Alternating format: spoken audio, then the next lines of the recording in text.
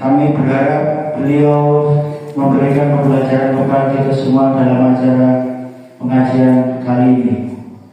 Serta Bapak Ibu hadirin pengajian pekanan di Masjid Giri Salam. Semoga sehat selalu serta dapat mengambil ilmu yang diberikan kepada Al-Ustadz Amin Rais LCMH pada malam hari ini. Untuk inti dari acara adalah pertama-tama pembacaan ayat suci Al-Quran oleh Muhammad Azril Yasfa Sadika. Untuk beliau kami persilahkan.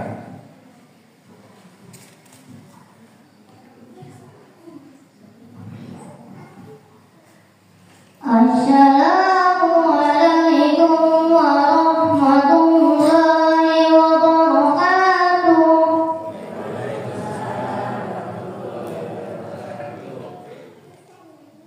Saya Yosfa ingin membacakan surat Al-Qaryah yang berarti hari kiamat. A'udzu billahi minasy syaithanir rajim. Bismillahirrahmanirrahim.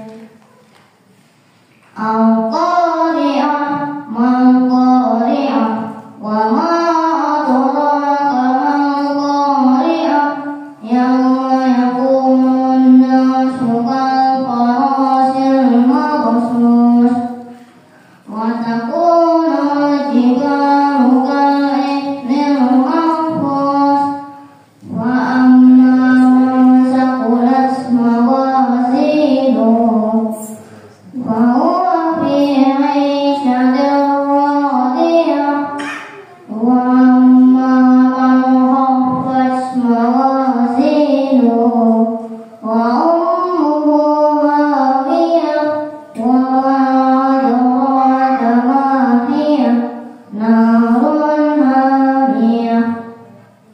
Shadaqallahul adzim.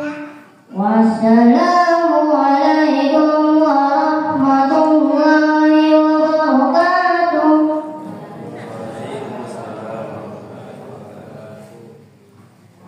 Terima kasih dari pembacaan ayat suci Al-Quran oleh Muhammad Azril Yasfa Sadika. Untuk acara berikutnya adalah inti pengajian yang akan disampaikan oleh Al-Ustadz Amin Rais LCMH. Untuk beliau kami persilahkan.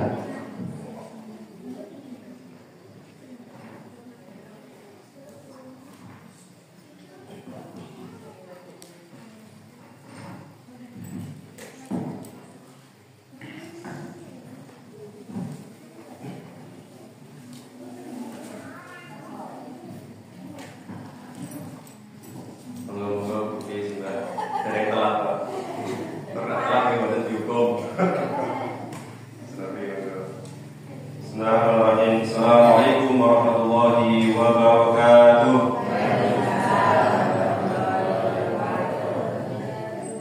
Alhamdulillahirabbil alamin wa bihi nasta'in wa ala mulki waddin. Walhamdulillahilladzi khalaqa 'abdahu wa khayra ummatin akhrajahu wa ummatan wasatan ja'ala. Walhamdulillahilladzi hadana li hadza wa la kunna linahtadiya laula an hadana Allah. Asyhadu an la ilaha illallah wa asyhadu anna Muhammadan abduhu wa nabiyyuhu wa rasuluhu la nabiyya ba'da. Wassalatu wassalamu ala al-maduliyyati wasyamil amin khatamil anbiya'i wal mursalin sayyidina Muhammadin sallallahu alaihi wasallam wa ala alihi wa man tabi'ahu ila yaumil wa ba'd. Wanihakumullah wa barakallahu sini wa iyyakum taqullaha fazal muttaqun. Bapak Ibu sekalian, rencana adik-adik yang senantiasa dirahmati Allah Subhanahu wa taala. Hamdan wa syukran hanya bagi Allah Subhanahu wa taala semata. Puja dan puji hanya bagi Allah Izzati Allah yang telah memberikan kita berbagai karunia dan kenikmatan sehingga di malam hari ini kita bisa najlis menukin saat, bisa duduk bareng sejenak, beriman bareng sesaat, sebagaimana yel-yelnya atau mungkin tagline para sahabat dulu. Biasanya nongkrong-nongkrong sesarangan itu tongkrongan ala mereka, majlisnya ala para sahabat biasanya mereka mengatakan ta'alu najlis walau binsa'an. Mari kita bareng sejenak, duduk bareng sejenak, kemudian meningkatkan keimanan kita bareng sesaat. Nah, maka Bapak Ibu sekalian, bagi bapak-bapak ada Jumatan, nah ibu-ibu kan mboten ya. Tapi seyogyanya, sewonogirinya, sekali umurnya, paling tidak ada satuan waktu, satu momen di mana kita niku mbah niku dzikir, mbah niku sholawatan, mbah niku ngaji. Paling enggak ada momen di mana kita benar-benar nglonggarke waktu untuk sholat. Dan alhamdulillah Allah pertemukan kula panjenengan di malam hari ini dengan sehat walafiat. Kemudian salawat dan salam senantiasa kita haturkan kepada Nabi besar, Nabi agung junjungan kita Sayyidina Muhammad sallallahu alaihi wasallam. Kepada Nabi Muhammad kula panjenengan merengek meminta untuk mendapatkan syafaat ulunnya, maka semoga Allah mengizinkan kita semua termasuk umat Muhammad yang mendapatkan syafaatnya. Amin ya rabbal alamin. Terima kasih kepada seluruh warga Wonogiri, warga Kalimulat, seperti ini disebut ke desa-desa kita belum kenal, saking daerah Kaliwungu, nah Bandaran itu berarti Sandi. Sandi. Nggih wajar, soalnya kalau panjenengan kan urip ning perbatasan nggih. Jadi kajian Boyolali atau Semarang, kajian Semarang biasanya mau Boyolali. Jadi ala kulli hal ini sebagai penguat tali silaturahmi kita bahwa kalau panjenengan ditakdirkan oleh Allah untuk menjadi para penjaga perbatasan Bapak Ibu. Mulai pun di Rojo itu kan perbatasan ya. Ngetan sini yang Boyolali. Kebetulan kon mriki sing kronologi yang Boyolali. Terima kasih Bapak Ibu sekalian, terutama juga Yasfa tadi yang sudah tampil dengan percaya diri kemudian mengajarkan kita. Yasfa tadi mengatakan saya akan membacakan surat Al-Qari'ah yang berarti apa? Hari kiamat. Soalnya wonten sing sedang viral di internet niku, ya wong iki ganteng sing kocok-kocokan ketok wong pinter ngoten niku, tapi dengan PD-nya menyalah-nyalahkan Al-Qari'ah kok diartikan sebagai hari kiamat. Al-Qari'ah itu yang membaca Quran perempuan. Jadi lantaran boten saged bedake antara Al-Qari'ah pakai ain dengan Al-Qari'ah pakai hamzah. Jadi alhamdulillah ngaji ngeten iki dalam rangka agar kalau panjenengan bisa ngecek pemahaman informasi ilmu yang selama ini kita dapatkan dari berbagai sumber itu kira-kira sesuai nopo mboten. Alhamdulillah kalau sesuai walaupun berbeda tetap alhamdulillah. Tapi kalau seandainya wes beda, ini tidak ada dasarnya sama sekali, tapi kemudian sambil menyalahkan pemahaman yang justru itu lebih benar, dan itu yang perlu dikoreksi.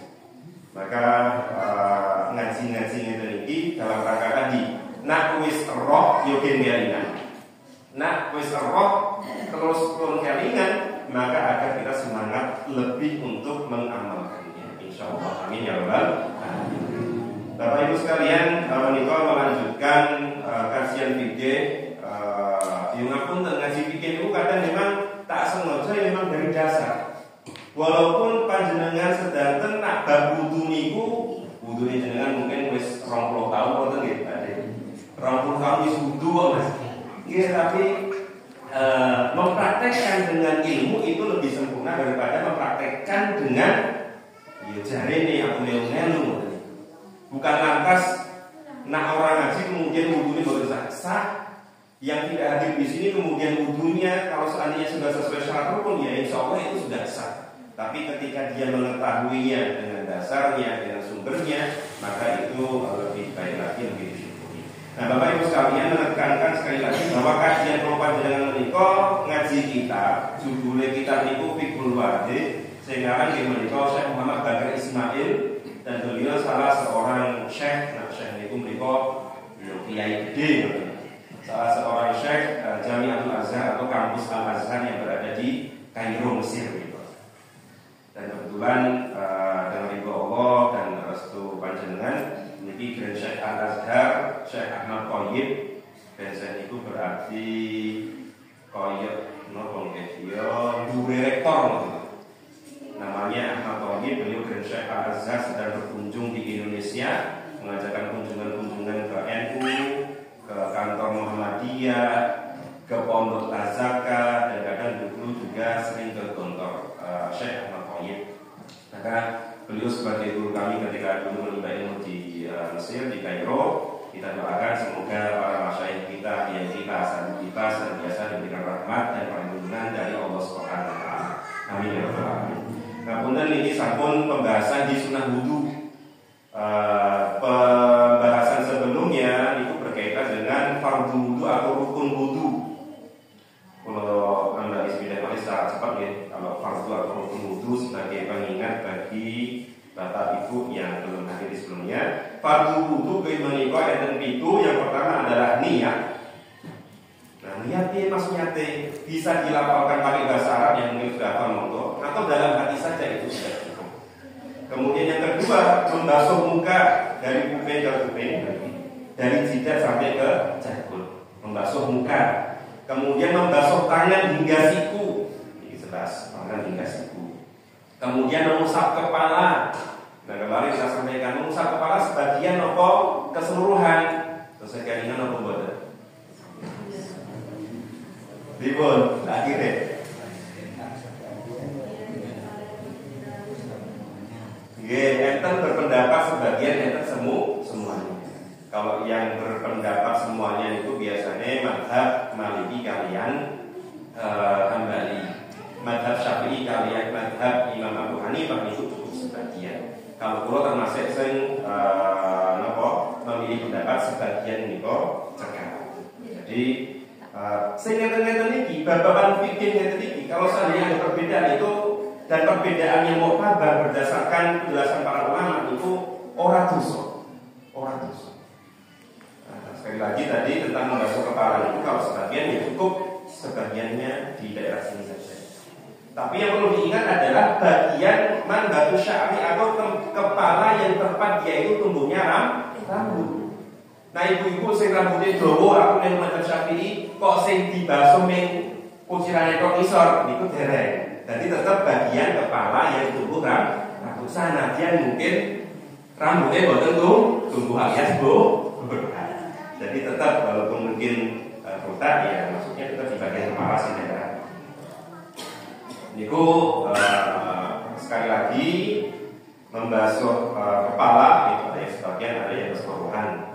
Yang kelima, mengusap kedua kaki hingga mata kaki, itu jelas.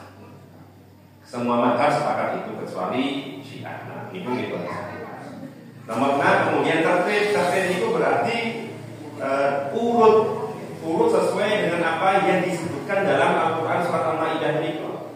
Ya ayyuhalladzina amanu idza qumtum ila sholati fagsilu wujuhakum wa aydiyakum ilal marafiqi wamsahu bi ru'usikum wa arjulakum ilal ka'bayn. Itu urut berarti wujuhmu sing disebutke dalam Quran kan wujuh berarti wajah, kemudian aydikum tangan, kemudian ru'usakum kepala. Promone Mustafa nggih.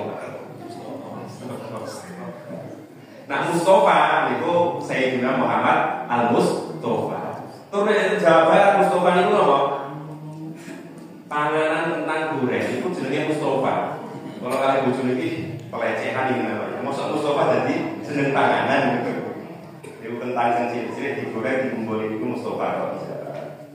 Kemudian Mustafa baru terakhir adalah kaki. Itu bagian-bagian yang wajib. Kemudian itu tertib harus urut seperti itu. Kemudian kebersambungan boten enten jeda. Jadi boten ansal basuh muka, kemudian dijedani napa ini? Malek tempe goreng atau mungkin medaan dhisik atau mungkin lain-lainnya. Jadi harus mualah itu kebersambungan. Boten enten jeda sing signifikan. Kalaupun jeda setengah menit itu makruhan enggak termaklumi. Tapi kalau jedanya 2 menit munggah, boten itu ya lebih baik diulang sejak. Dan itu pengulangan awal ya, karena kita sudah masuk ke subjudul baru ini sunnah wudu yang nomor 7. Kalau nomor pertamanya kemarin membaca bismillah jelas. Yang kedua mencuci telapak tangan sebanyak 3 kali jelas. Terutama lagi ketika kula panjenengan dibar ungu saking buku. Jadi setelah bangun tidur, turu menika tangannya dicuci dulu. Yang ketiga bersiwak. Nah, bersiwak kemarin titik tekan saya, walaupun sekarang era modern enten Pepsodent, Close Up, kemudian Shasha gitu. Nah, kalau saat ini sebenarnya Shasha, enten juga HMI atau HPAI herbal itu. Dan kalau saya anjurkan ya produk-produk sing mungkin kemaslahataannya banyak untuk umat Islam. Itu walaupun ada produk-produk modern tertentu, nah bagi saya kesunahan bersiwak itu masih tetap ada. Jadi mboten atas kemudian diganti 100% dengan sikatan. Walaupun sikatan itu biasa, tapi kalau siwak itu maksudnya ya bersiwak dengan menggunakan itu ada namanya dahan kayu siwak. Kalau bahasa Arab itu modern, karena min husni arak gitu. Tulisannya min arakun tadi. Tapi bukan berarti pohon arak bir itu betul. Ya memang di sana ada pohon namanya arakun, diambil dahannya kemudian digeger-geger kemudian menjadi serabut-serabut yang akhirnya berfungsi seperti sikat gigi. Itu juga sunnah. Yang keempat berkumur 3 kali, yang kelima istinsyak. Istinsyak itu memasukkan air ke dalam itu kemudian dikeluarkan lagi. Yang keenam menyerah jenggot, kemudian yang ketujuh ya kita lanjutkan ya. Yang ketujuh menika mencuci anggota fardu sebanyak 3 kali. Jadi Bapak Ibu sekalian, wudu niku janjane membasuh wajib niku mung sepindah 1 kali tok. Jenengan ngusap, ngapunten ngusap mustaka ngeten niki sepindah niku sampun sah. Kemudian ngusap tangan kalau pakai keran saat ini kan niki air mengucur, kemudian tangan dimasukkan di bawah air itu sehingga terbasahi sepindah niku sah. Dan itu napa nggih? Kita perlu mengetahui kapan sahnya, kapan sunahnya, kapan wajib, kapan sunahnya agar kita bisa menyesuaikan. Nak kolone niku sisa saember sing kudune saged damel wudu mengejar wajibnya saja nih. Mengejar wajibnya saja, membasuh wajibnya saja, 1 ember niku insyaallah bisa saged 5 orang lebih. Kok kemudian kita dhewe niku mesakake ya. Nah, kemarin kita sampaikan bahwa Nogiri Rumiyin kan sempat kekeringan. Langsung iki setelah diusui ternyata terjadi penjebulan. Itu enggak poinnya jebol betul lah. Atau mungkin bocor ya teman-teman. Intinya walaupun kita hidup di Indonesia, kemudian banyak curah hujan, tapi tidak menutup kemungkinan bahwa kita itu ada kondisi-kondisi di mana airnya itu terbatas. Atau mungkin mas-mas yang suka naik gunung membawa air 1 botol seperti ini, padahal juga dengan air sak gelas itu sampun saged wudu, makanya gunakan secukupnya. Itu dengan mengetahui wajib-wajib. Nah wajibnya tadi 1 kali, kemudian sunahnya membasuh 3 kali. Jadi Bapak Ibu sekalian, jenengan saya mau membasuh 3 kali, tapi tanpa harus diyakini itu menjadi wajib. Karena kalau jenengan meyakini 3 kali wajib, akhirnya melihat orang yang membasuh 1 kali ini menjadi salah. Gimana betul? Wajib itu musik ora salah. Membasuh 1 kali itu sampun sah. Kemudian sunahnya lagi adalah membasuh keseluruhan kepala. Kalau wajibnya itu sebagian, dalam adab yang disampaikan oleh Syekh Muhammad Bakar Ismail, kemudian menukil dari Imam Syafi'i dan Imam Abu Hanifah, wajibnya adalah sebagian, sunahnya adalah keseluruhan. Itu kalau kita berbicara tentang kaidah ikmal dari lain, mengamalkan 2 dalil itu lebih utama daripada mengamalkan 1 dalil. Ketika mengamalkan dalil ataupun hadis Nabi Muhammad pernah mengusap sebagian, Nabi Muhammad pernah mengusap keseluruhan, kok kemudian dipakai dua-duanya dengan cara sebagian wajib keseluruhannya itu adalah sunnah, itu berarti ikmal dari lain, mengaplikasikan mengamalkan 2 dalil, dan itu lebih utama. Itu ngomong masalah dapur atau alat untuk menyembuhkan sebuah hukum. Membasuh keseluruhan kepala itu sunnah, kemudian membasuh kedua telinga itu juga sunnah. Nah kata-kata sunnah itu boten atas kemudian gor sunnah boten. Justru karena itu sunnah ada kebaikan, maka kita sebisa mungkin tetap melakukan. Yang ke-12 menikah berhemat dalam air. Yang hadisnya suatu ketika Nabi Muhammad melewati Sa'ad yang sedang berwudu, maka Rasul berkata, "Mali hada saraf." Mali hada saraf niku karena apa kok kowe iki ketoke saraf tasrif, takdir niku berlebih-lebihan. Kalau melihat sahabat-sahabat itu wudune ngocor banget kok ngene betul. Mali hada saraf, kenapa berlebih-lebihan? Kemudian saat mengatakan, apakah berlebihan itu berlaku pada air wahai Rasulullah? Jadi mungkin beliau menganggap itu yo air yo oke, bandingnya oke, orang kantekan, maka beliau bertanya kepada Rasulullah, apakah berlebihan ataupun takdir atau saraf itu juga berlaku pada air Rasulullah? Kemudian Rasulullah menjawab, "Na'am. Wa in kunta fil nahril jari." Ya, berlebih-lebihan itu juga tetap dilarang sekalipun kamu berada di air yang mengalir. Itu dalam rangka wudu.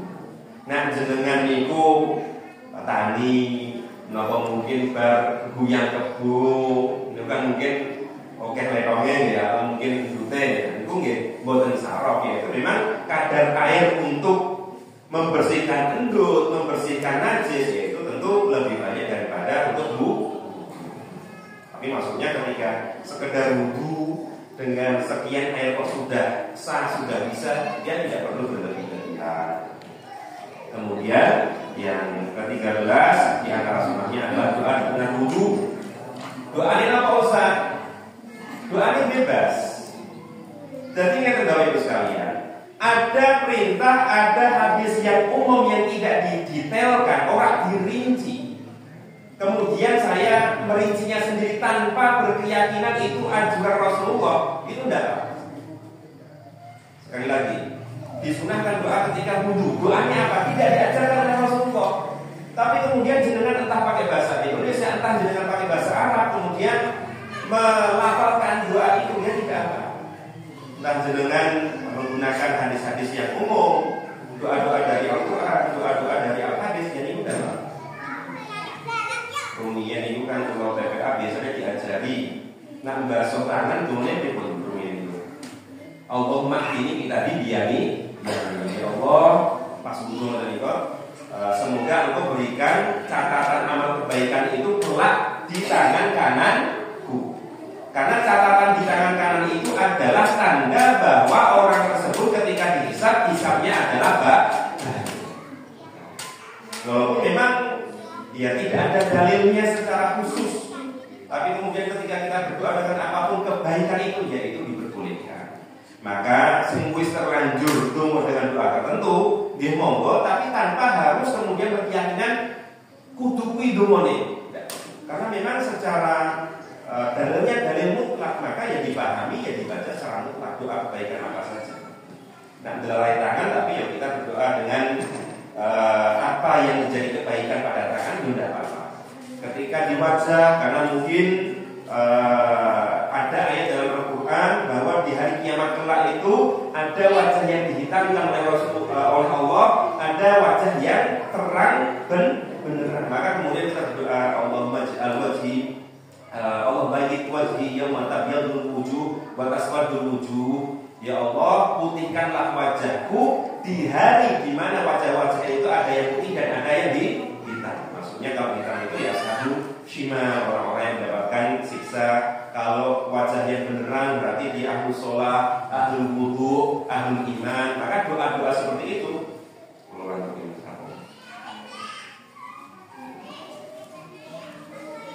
Kembali ke tadi tentang doa-doa seperti itu yang umum, itu dipersilakan. Ketika di kaki, ketika membasuh kepala dan sebagainya. Kemudian yang ke-14 adalah doa ba'da wudu, doa setelah wudu. Ini juga kalau ini baru ada doa tertentunya yang diajarkan oleh Nabi Muhammad SAW. Kemudian setelah itu adalah sunnah-sunnah wudu, diantaranya yang lain sholat 2 rakaat setelah wudu.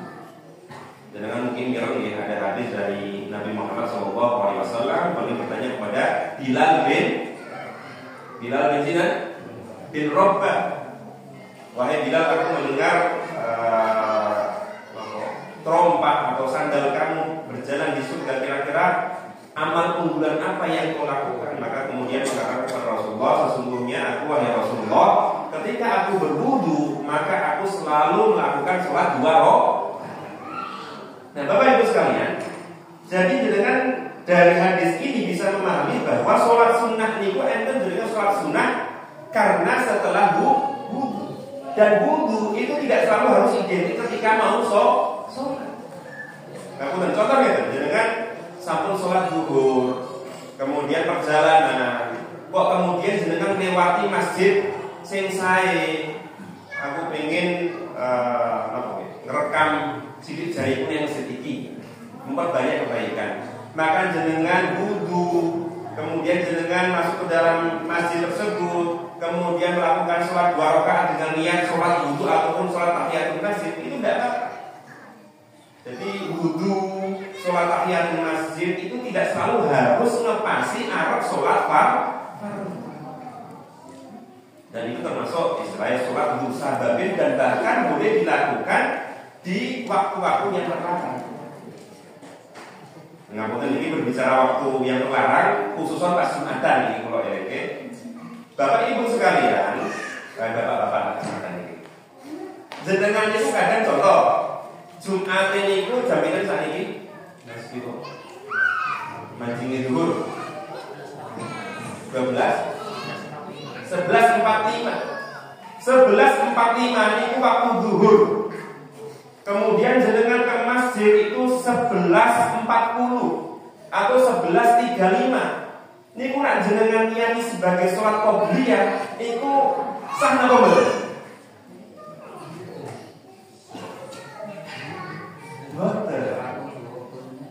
Karena kalau maksudnya kalau qobliyah niku kata-kata sholat qobliyah dan ba'diyah dia memang harus terikat dengan waktu sholat wajib.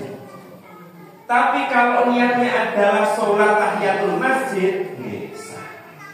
Maka sering saya ingatkan ketika khutbah Jumat itu, sekedar nilai mawon, bukan menyalahkan kebaikan, tapi ngepaske kebaikan agar sesuai dengan aturan fikih. Karena fikih itu sesuatu yang bisa dipelajari. Boten, nah ini kan yang penting niatnya Pak Ustaz, kemudian tergantung Gusti Allah. Nah fikih itu boten itu. Fikih itu berbicara syarat hukum. Kalau sesuai syarat rukun, ya sah. Kalau tidak sesuai syarat rukun, ya batal. Mengatakan batal pada sebuah ibadah itu bukan sesuatu yang kemudian sok suci ataupun sok komitan, bukan. Jadi syarat rukun itu memang kaitannya jelas dan dia sifatnya apa dan hitam putih.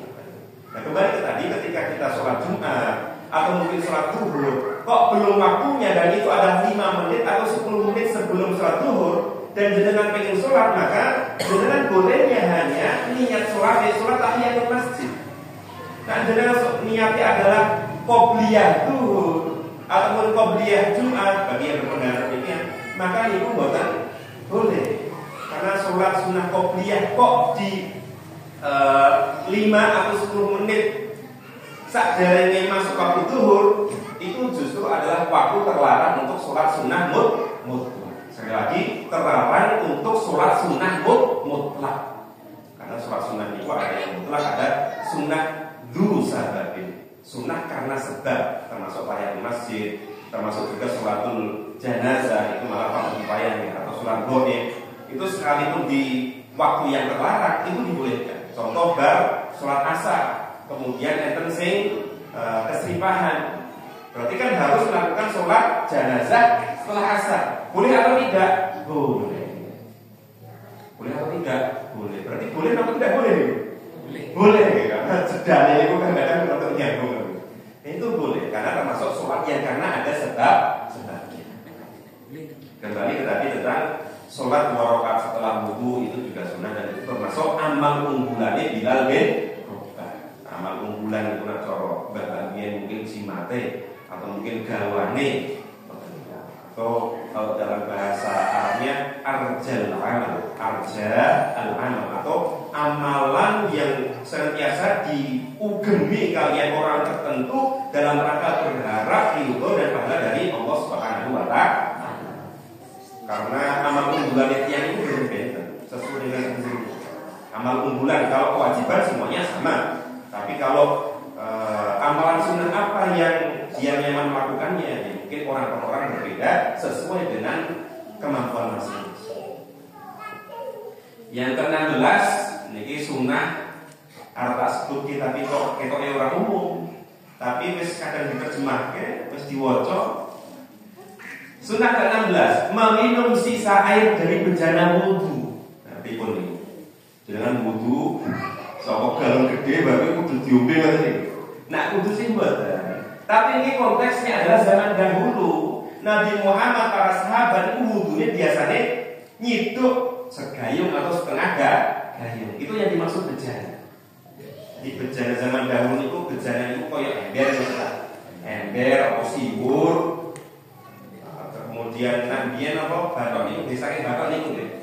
Batok niku itu ada kesunahan diperintahkan untuk meminum sisa dari air wudu. Rasulullah melakukan itu.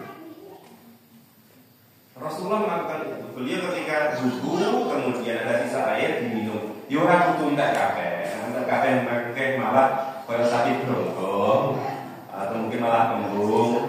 Terus juga napa mempertimbangkan nak bejana niku panjenengan kadang-kadang uget-ugete atau mungkin ada kotoran ya mau sabun itu saja enggak perlu.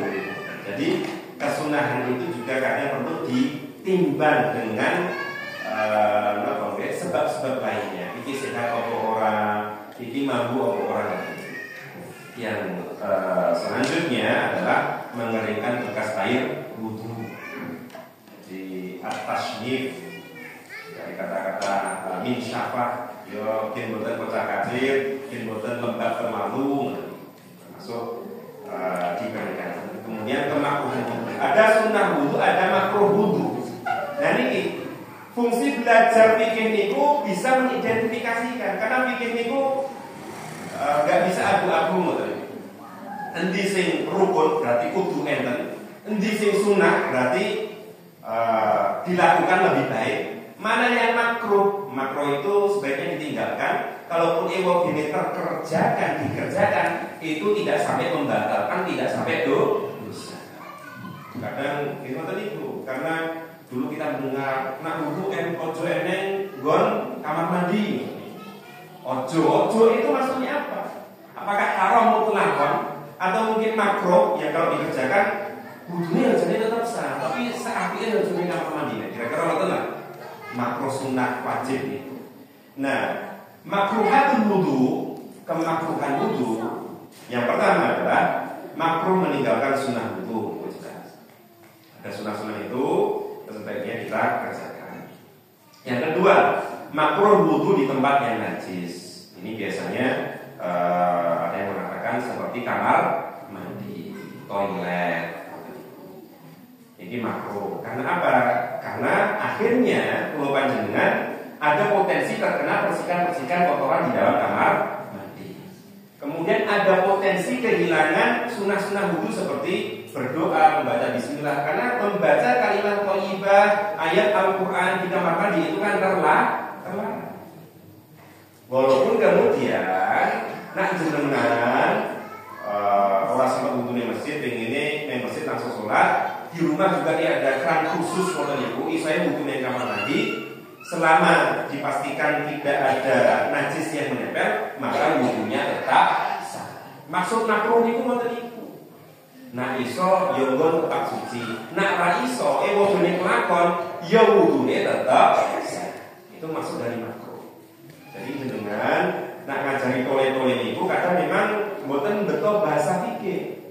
Tapi ketika mereka itu sudah dewasa, maka yo dan jenengan paham, maka berusaha untuk memahamkan itu kepada anak-anak panjenengan.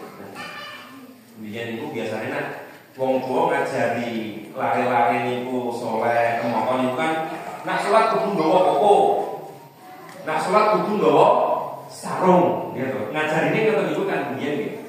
Nah niku ajaran-ajaran kebaikan saya. Tapi kalau kemudian tidak dipahamkan, oh yang penting yang wajib itu nutup aurat, yang penting itu nutup aurat. Artinya kalau itu pemahaman itu dibiarkan sampai dewasa, akhirnya apa? Pemuda-pemuda itu akhirnya sungkan neng masjid goro-goro orang duwe baju koko. Apa mulai grup milenial, generasi Z, generasi Alpha. Sing terakhir generasi ini koyo panganan, napa niku? Generasi sandwich, generasi pemalas, Pak. Generasi pemalas dari apa? Ya gitu. Terakhir ada jenenge generasi sandwich. Sandwich ini bukan panganan. Ini pula macam-macam. Tapi intinya adalah ya pemuda-pemuda kita niku kenapa muncul Ustaz Hanan Ataki atau sekarang menjadi Gus Hanan Ataki? Kok beliau napa nggih berarti ngajak dakwah kaum muda yo karo enek skateboardane, karo enek freestyle semacam hobi-hobi cak nom-noman ngoten niku. Ya karena memang orang-orang muda niku kalau terlalu dikonformal niku akhirnya malah mboten masjid. Saya saksi di mana dulu di Solo niku beberapa masjid khotibnya ya dilalai sing di masjid itu khutbah Jumat, tapi kalau bagi saya itu disayangkan karena akhirnya di forum yang seharusnya kita itu merangkul lebih banyak pemuda-pemuda yang mungkin sholatnya mungkin burung rutin, tapi kemudian tokoh Jumatan, tapi kemudian muncul kata-kata kalau sholat di masjid ini harus pakai kemeja, kalau kausan mending di sholat di masjid yang lainnya saja sholatnya. Muncul kata-kata itu. Bahwa mungkin karena nganggep kemeja itu wajib, peci itu wajib, atau dalam rangka mendisiplinkan. Tapi kalau dalam rangka mendisiplinkan, kalau masuk kategori manhaj dakwah itu boleh masuk. Cara-cara keren-keren galaan di mata muda.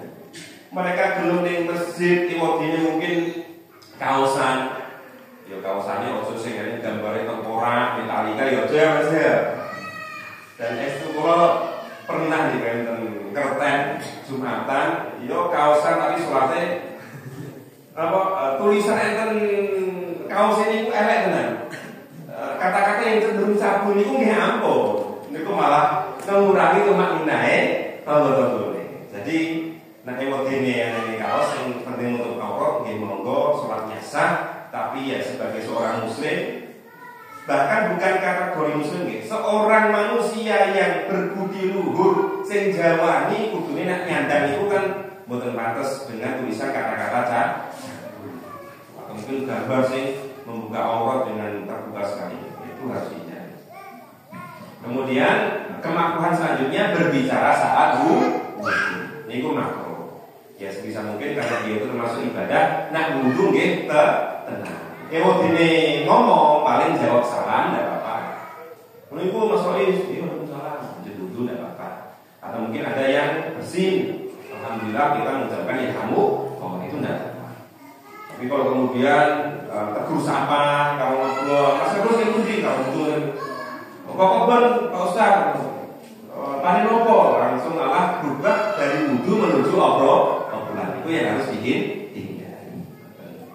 Kemudian yang keempat adalah tadi menampar wajah saat wudu. Mungkin ini saking semangatnya, kemudian nafuk-nafuk nggon wajah itu dihindari. Kemudian pembatal wudu, ini penting, pembatal wudu. Pembatal wudu yang pertama adalah segala sesuatu yang keluar dari dua lubang vital. Kubur dan dubur. Kubur itu lubang vital depan, dubur lubang vital belakang. Perlu dijelaskan apa maksudnya ini? Aku wis ngene berarti paham. Saya kaji cilik. Jadi alat vital depan dan belakang. Ya orang buri banget sih kalau misal gitu betul. Jadi kalau ada sesuatu yang keluar dari lubang itu seperti kencing, kemudian BAB, kemudian kentut, kemudian mandi, wadi dan mani itu batal. Nah grup 3 tadi mungkin belum familiar, kencing, berak, kentut itu paham. Tapi kalau madi itu apa? Madi itu adalah cairan yang keluar ketika berahi. Nah punten jenengan mungkin lagi berkenan kalau bojone. Ora sampai keluar mani masuk dalam kampungan, tapi ngapunten berahi banget sampai kemudian ada cairan yang keluar. Niku madi. Berarti itu adalah najis. Sempatin dulu kan berarti harus diganti. Ya orang itu getemen sih. Orang itu sempat kemudian ganti sih buatan enten najis. Itu berarti batal. Wudunya dengan batal dan kemudian itu najis. Wadi adalah cairan yang keluar, ya keputihan juga, tapi biasanya dia keluar karena capaian. itu juga membatalkan. Kemudian mani ini jelas, hanya saja kalau dalam mazhab Syafi'i mani itu jadi boten najis, yang membuat batal adalah keluarnya mani. Beliau mendasarkan salah satu hadis yang diriwayatkan oleh Aisyah radhiyallahu anha bahwa beliau pernah mengatakan Rasulullah pernah melakukan sholat di sebuah baju yang di sana masih ada sisa ya mani kering, artinya ya tidak bersih banget. Jadi mani itu secara datinya itu janjani boten najis, tapi keluarnya mani itu membatalkan tohar dan bahkan kemudian harus mandi janabah. Kemudian yang kedua, pembatal wudhu selanjutnya Bapak Ibu sekalian. Tur yang pertama tadi perlu dibedakan antara kentut kalian ngeleng gitu. Karena waktu itu kadang dia muncul suara-suara, tapi ini ku senes dan kentut. Dia suara ngeleng kan ya. Walaupun boten batal tapi dia kadang isin. Kemudian dadi imam sholat Allahu Akbar mau rujuk ngono kan. Sing suudan lah imame kentut kadang dia boten kentut imame enggak ngeleng. Jadi kadang memang ada keraguan muncul. Pak Ustaz, saya ada merasakan mendengarkan suara dari bagian perut ini. Jangan pastikan saja kalau memang tidak ada yang keluar dari dubur, tidak bau dan kisarannya hanya di perut, ya dia hanya sekedar suara enggak. Dan itu boleh enggak. Tapi kalau seandainya keluar toyo nambu pete nambu kecing, ya itu berarti kentut dan membatalkan bu. Yang kedua, pembatal wudhu kedua adalah tidur nyenyak. Ini dalam mazhab Malikiyah, tidur nyenyak itu membatalkan wudhu. Dan saya termasuk yang mengambil pendapat ini. Ya yang penting kan mungkin ada yang bertanya, Ustaz yang penting kan itu, yang penting turunnya boten lekar. Orang lekar, kurang namanya, tapi turun. Kemudian sampai kehilangan kesadaran sama sekali, doya-doya itu tangannya pas koma, ini banter tambah doya-doya benar itu. Ya besar kemungkinan dia itu tidurnya nyenyak. Kemudian ya mungkin pas kumpulan, pas tugas Jumat turun sampai loro. Itu sangat janggal. Ini dalam mazhab Malikiyah itu kok sampai kehilangan kesadaran gitu. Itu berarti ya berarti wudhu lagi dan tidak masalah. Sudah berada di pertengahan khutbah, kemudian jenengan merasa batal, kemudian wudhu lagi itu tidak masalah. Tidak membatalkan khutbah atau sholat Jumat. Itu tidur nyenyak. Jadi yuk kadang niku sih, iki sing salah sing khutbah apa sing salah sing diseramai. Kadang khutbahnya mungkin suwe, khutbahnya mungkin mocone niku kejawan dan lain sebagainya. Kalau niku kadang ditegur ada pengiran itu. Ustaz, aku ya yang bilang Pak Toyo niku Pak Toyo niku mukiran Pak mukiran niku nak ngingatke niku nggih mboten karo nyanyi atau mungkin Ustaz khutbahnya panjangan besok lebih pendek ya nggih mboten niku. Tapi cara tinggal carane nggih Pak atur niku. Ustaz kayaknya 15 menit cukup mboten niku. Atau mungkin niku mun 10 menit mun cekapan Ustaz atau iki niku. Jadi ya tergantung cara memahamkan saja. Tapi yang tadi khutbah itu memang cenderungnya singkat, sing rada dawa. Malam Kamis ngeten iki rada dawa. Atau mungkin Setu Ahad pagi itu rada dawa wajar. Tapi yo sak dawa-dawane biasanya pengajian itu nggih 1 jam. Niku tidurnya membatalkan wudhu. Kemudian 3, hilangnya kesadaran karena mabuk. Itu mboten ning batal wudhu ning nggih enten dosa badan. Mabuk. Niki mabuk mendem nggih mboten mabuk kendaraan atau apa niku. Kemudian gila, narkoba, obat. Karena mungkin ada obat-obat sing marahin ngantuk kemudian tidur terlelap itu akhirnya juga kehilangan kesadaran. Yang keempat, pembatal wudhu selanjutnya adalah pingsan. Ini diambil dari hadis Isya terakhirnya Rasulullah SAW. Pingsan itu termasuk membatalkan wudhu. Dalilnya apa? Ini saya cantumkan karena memang nguri-nguri, mengingat mudzakarah tentang wafatnya Rasulullah SAW. Saya juga beliau itu Isya terakhirnya itu didramakan itu syahdusan. Karena apa? Pertama beliau bangun, semangat banget ingin mengimami sahabat-sahabatnya. Beliau bangun tengok-tengok, kemudian wes wudunya itu diwudukan. Tapi sesaat kemudian beliau malah pingsan lagi karena saking sakitnya Rasulullah. Jadi Rasulullah itu kalau sakit biasa atau sakit menjelang wafat beliau sakratul maut itu sakitnya berlipat-lipat kali daripada manusia biasa. Beliau bangun lagi kedua kalinya, kemudian minta diwudukan lagi, mau bangkit ngimami Isya, tumbang lagi, pingsan lagi. Ketiga kalinya seperti itu, pingsan lagi. Sampai akhirnya beliau meminta sahabat Sinan Khalifah pertama Abu Bakar As-Siddiq untuk menjadi imam badannya Rasulullah SAW. Dan dari hadis itu diambil kesimpulan Nabi pingsan kok kemudian minta diwudukan lagi. Oh berarti pingsan itu membatalkan wudu. Yang kelima, memegang alat vital tanpa penghalang menggunakan telapak tangan itu batal. Itu khusus bapak-bapak. Nah ibu-ibu rotok ngantuk-ngantuk bravo. Soalnya saya kadang demek-demek bapak-bapak kadang menjelepet neng kiwon, gue masih kerasa gitu. Kadang ya gue neng mana itu kan buat tato kadang bu, kadang kecepet, kadang rotok rono, itu kadang di benak-benak itu. Itu kalau menyentuh alat vital menggunakan telapak bagian dalam, wudhunya batal. Imam Syafi'i dalam Qaulul Qadim atau Qaulul Jadid mengatakan batal, dan juga Imam lainnya mengatakan, dan juga Syekh Muhammad Bakar Ismail mengatakan. Nah caranya dia pengen benak kayak mungkin bawa pulpen atau mungkin dipakai telapak bagian luar bisa, atau mungkin ya dengan pelapis. Sekali lagi memegang alat vital kok tanpa penghalang dan menggunakan telapak tangan bagian dalam itu membatalkan wudu. Yang keenam, menyentuh perempuan ajnabiyah. Fihi khilaf. Dalam hal ini memang ada khilafnya. Menyentuh perempuan ajnabiyah. Khilafnya pripun? Ajnabiyah itu adalah perempuan non mahram.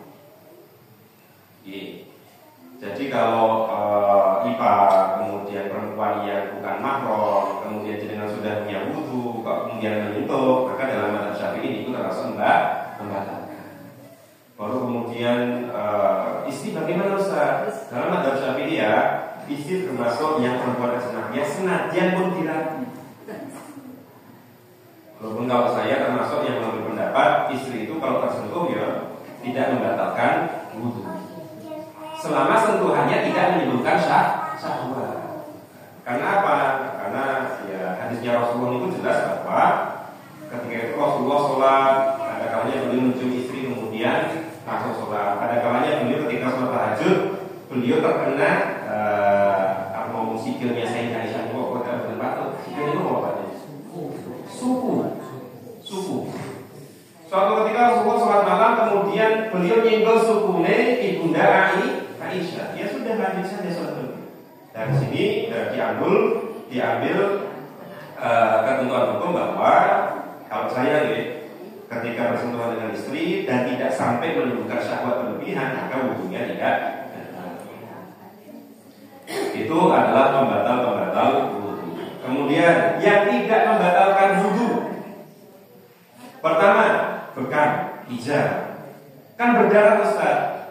Jadi bedakan antara terkena najis dengan batal toharohnya. Terkena najis niku mboten atas artine toharohe batal.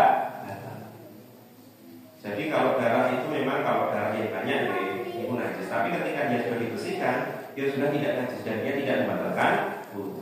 Walaupun ini dengan pengen mantep wudune gitu. Yang kedua, muntah makanan. Jadi gue karena mungkin biasanya makan pitik bakar, kalau makannya pitik goreng muntah, saking gayanya gitu ya. Jadi kalau muntah itu tidak batal. Tapi kalau seandainya muntahnya itu sudah sampai berubah, ngapunten, kalau kecing banget, kemudian sudah berubah menjadi seperti kotoran itu, maka muntahnya adalah najis dan batal. Tapi kalau tadi kadang kita tersedak, kemudian wujudnya muntahnya itu nggih bersifat strong loh Pak. Ibaratnya barmangan soto seger, Hajat Fatimah nopo biyem nopo soto, rasa boleh nopo walian. Niku pas muntahnya juga wujud daging, itu berarti ya tidak sampai najis sebelum membatalkan. Yang ketiga, tertawa terbahak-bahak. Tertawa terbahak-bahak ini memang membatalkan sholat, tapi dia tidak membatalkan wudu. Nah ini kadang buat dikasih ngerti itu biar soalnya ya mungkin bahwa itu sate PA, mungkin bapak biar itu dan demi guyungnya kebakaran terbahak-bahak wudhunya. Jadi sebatal itu hanya sholatnya, tapi wudhunya tidak. Kemudian yang keempat, menyentuh rambut alat vital. Tadi kan yang membatalkan menyentuh alat vital, tapi nak kalau menerjemahkan gitu ya, bikin itu butuh terang-terangan sih. Di sini ada kata-kata al-anan itu rambut alat vital. Terus nama benar. Alat sebagai apa tuh ya ada. Rambut alat vital. Kok lanang yang gue waktu itu ya gue. Itu bukan bagian yang membatalkan. Termasuk menyentuh dua bola alat vital. Ini bagian laki-laki yang gue dua bola alat vital itu berlaki-laki.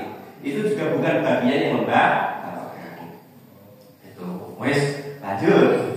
Nomor 6, menyentuh atau tersentuh najis. Ya, tadi saya sampaikan bahwa menyentuh najis atau tersentuh najis itu memang tidak batal wudunya, tapi najisnya harus dihilang. Mungkin Mas Agus lah, Mas Agus wes wudu, arep masjid, lewat buri, yomah, kemudian kena telek pitik. Niku wudune boten batal, tapi dia harus membersihkan telek di pitik. Kalau ngomong telek banyak misalnya, tidak kayak banyak yang hilang. Jadi terkena najis itu tidak lantas membatalkan wudu. Yang ketujuh, ini kita masuk syubhat ataupun isu yang kadang merebak juga, makan daging unta atau makan daging olahan itu tidak membatalkan wudu. Ya mungkin kalau diskusi hadis memang ada redaksi-redaksi tawadhu min hukumil idil, berwudulah kalian bagi orang-orang yang tadi makan daging. Tapi keputusan fikihnya bukan demikian. Jadi Bapak Ibu sekalian, ngaji fikih itu bukan sekedar membaca terjemahan hadis. Termasuk jenengan ngaji fikih dewe, maca hadis dewe kok langsung bulu-bulu marom. Niku jenengan iso tambah umat. Karena bulu-bulu marom itu contoh hadis di atasnya menyentuh al-vital tidak batal, di bawahnya menyentuh al-vital batal. Kemudian belum ada kesimpulan hukumnya. Maka kemarin ketika ada jamaah bertanya itu, saya sarankan kalau pengen baca buku hadis, usahakan buku hadis yang ada keterangannya. Kalau bulu-bulu marom biasanya pesantren itu biasanya Subul Salam atau juga Ibanatul Ahkam, itu hadis-hadis yang sudah ada keterangannya. Kalau level puluhan jenengan baca terjemahan hadis itu bukan lantas bisa menjadikan kita menyimpulkan hukum dari saja. Kembali ke tadi tentang kesimpulan fikihnya, makan daging unta atau makan daging olahan itu tidak membatalkan wudu. Biasanya mungkin jenengan pernah bermakan sate atau wudu mana? Kalaupun pengen wudu membersihkan selilitan sate ini itu saya. Semalam kena Allahu Akbar terus kusuk-kusuk maca Fatihah, kok nemu selilit rodok kandel. Kalau dibuat orang bandir, daging oleh menglarang. Kemudian ya menghindari seperti itulah. Selilit itu kadang ya mengganggu. Kalau bisa ya dimuntahkan saja. Dia pas sholat dimuntah itu didoke, didoke kena tangga kena ngocon. Nah orang-orang Arab itu termasuk nak bersih, nak muntah, nak sulitan itu betul itu ada apa? Sapu tangan. Itu betul biasa. Pemrap wong Jawa, tapi nak mereka itu orang Batak ya wis kadang sisi umbel, kadang luar liya di jiko sapu tangan kemudian ditimbul oleh. Nah ini kok jadi betul batal, cuman kan hindari mas, benar gitu. Ya sebisa mungkin dihilangkan, tapi tidak sampai mencederai kemakninanya kekhusyukane jamaah lah. Ya mungkin di Jiko Barwi, kalau di secara sekarang kan sarungnya mas Jiko, kosa jadai, konsome, mampu tuh ya mungkin di serakat ini ngono lah, yang penting ngono nggak sholatnya, tapi kemudian juga bisa meraih khusyuk bagi jamaah. Maka nggak makan daging olahan, onta dan sebagainya itu tidak sampai membatalkan wudu. Yang kedelapan, menyentuh balita perempuan.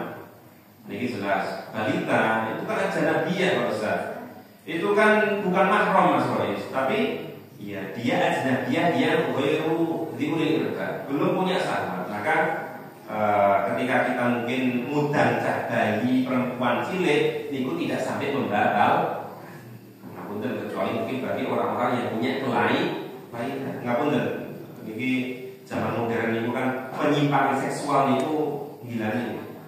Jadi kok seneng niku wong cilik atau istilahnya pedofilia. Niku ya harus dihindari kalau ada kecenderungan ini. Insyaallah wong kalimu ternyata wong kiri, wong paling ternyata sing mengalami penyimpangan seksual. Amin ya rabbal alamin. Arabi yo beda. Gimana sih?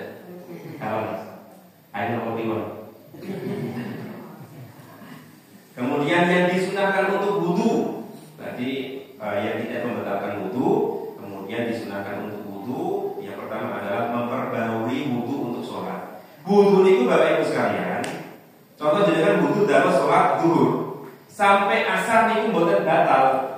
Toharoh jenengan tetap sah untuk melakukan sholat asar. Jadi satu wudu niku selama nggak batal ya bisa digunakan sampai ketemu sholat selanjutnya.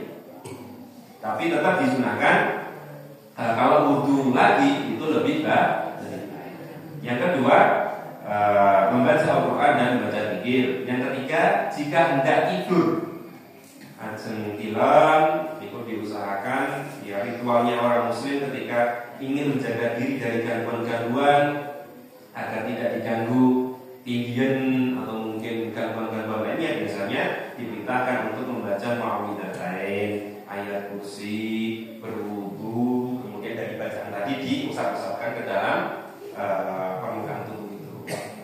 Kemudian yang keempat, jika hendak atau setelah berhubungan suami istri, ini sunnah dalam rangka agar kita diberikan keturunan yang soleh dan solihah. Yang kelima, jika sedang marah, ini juga disunahkan untuk wudu. Yang keenam, setelah membawa jenazah. Nah ini kita masuk sih dulu memandikan jenazah harus bergotong jenazah wudu. Nah wudu ini boten, tapi memang alangkah baiknya sunnahnya itu melakukan wudu. Saya kira itu Bapak Ibu sekalian yang bisa Pak sampaikan terkait dengan wudu. Kok pilih bagaimana dan kita sangat disampaikan sehingga menjadi ilmu baru bagi saya atau mungkin ilmu baru bagi kita semua. Itu berwudu telah selesai. Dan ke depan insyaallah pembahasannya masih bakal tentang tayamum dan juga mandi besar. Dan mungkin musola ini atau pondok ini salam ini gak ada slide. Nah slide mungkin sakit sami-sami maos iso delok wudu. Mungkin jenengan kan masih bertanya-tanya, apa tenan wudu kok bawa gelas cilik? Kira-kira sakit apa mboten? Caranya pi, apa rambutan mas? Biasanya sak gelas itu kan gorge wajah tak ya, tapi ternyata ya Ustaz Adi Hidayat, Buya Yahya, Korhaba, Korkia itu juga ternyata ketika mencontohkan wudu dengan gelas ini bisa. Dan itu akan terpraktekkan ketika contoh pas haji, jenengan kedah wudu tapi di sana tidak ada air mengalir, oh ternyata bisa bawa botol. Sebelum mengacu pada tayamum, karena kita itu kan gampang ke raneng banyu tayamum, padahal sebenarnya bisa berusaha untuk membawa ya walaupun sedikit tapi kemudian tetap bisa digunakan. Ya utamanya wajibnya adalah wudu. Niku yang bisa saya sampaikan. Wassalamualaikum warahmatullahi wabarakatuh.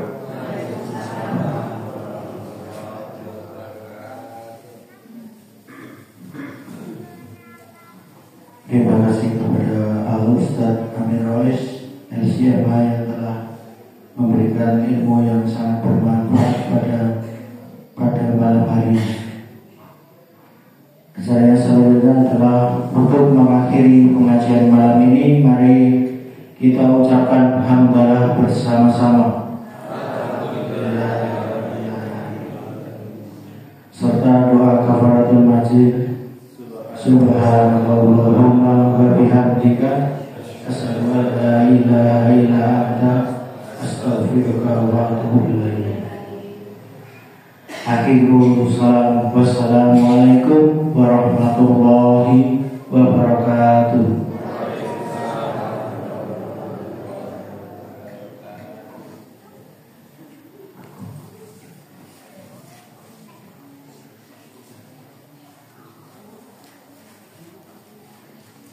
Ngapunten sengaja lebih besar.